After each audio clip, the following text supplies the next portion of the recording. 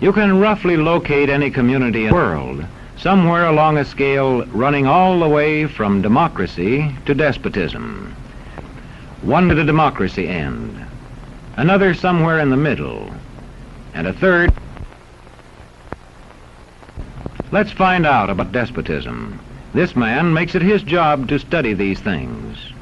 Well, for one thing, avoid the comfortable idea that the mere form of government can of itself safeguard a nation against despotism. Germany, under President Hindenburg, was a republic. And yet in this republic, an aggressive despotism took root and flourished under Adolf Hitler. When a competent observer looks for signs of despotism in a community, he looks beyond fine words and noble phrases. For which it stands, one nation, indivisible, with liberty and justice for all.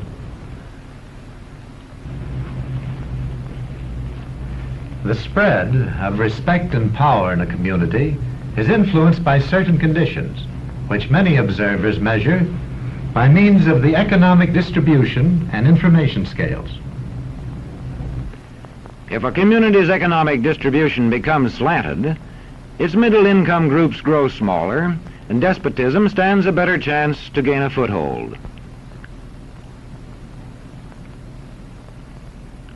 Where land is privately owned, one sign of a poorly balanced economy is the concentration of land ownership in the hands of a very small number of people.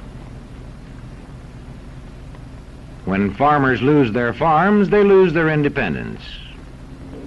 This one can stay on, but not as his own boss anymore.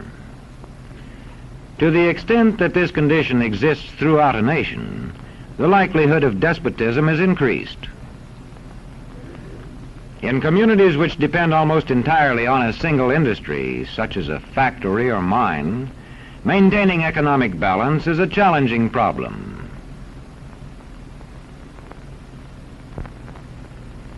If this condition exists over the nation as a whole, so that the control of jobs and business opportunities is in a few hands, despotism stands a good chance.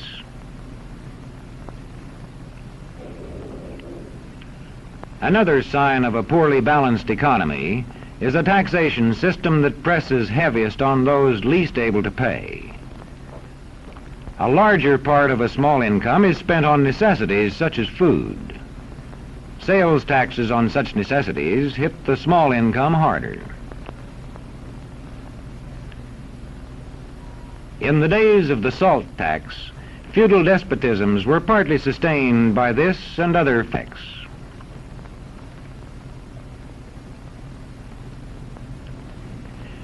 A community rates low on an information scale when the press, radio, and other channels of communication are controlled by only a few people, and when citizens have to accept what they are told. In communities of this kind, despotism stands a good chance. See how a community trains its teachers. Bear this in mind. Young people cannot be trusted to form their own opinions. This business about open-mindedness is nonsense. It's a waste of time trying to teach students to think for themselves. It's our job to tell them. And when teachers put such training into practice, despotism stands a good chance. These children are being taught to accept uncritically whatever they're told. Questions are not encouraged. How can you ask such a question? Have you got a textbook? Yes, ma'am. Does it say here that our law courts are always just? Yes, ma'am. Then how dare you question the fact? Sit down.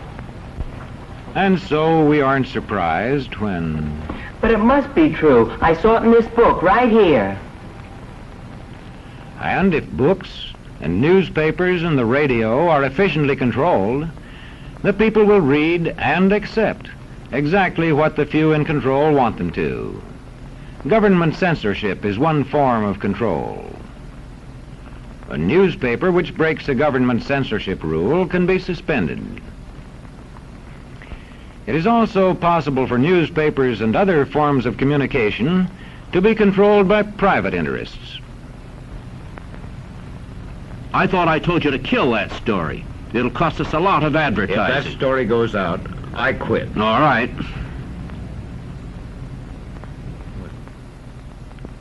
What sort of community do you live in? Where would you place it on a democracy-despotism scale?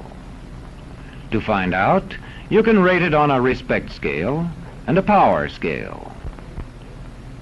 And to find out what way it is likely to go in the future, you can rate it on economic distribution and information scales. The lower your community rates on economic distribution and information scales, the lower it is likely to rate on respect and power scales, and thus to approach despotism.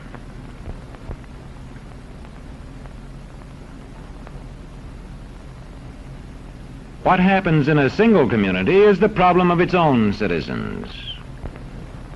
But it is also the problem of us all, because as communities go, so goes the nation.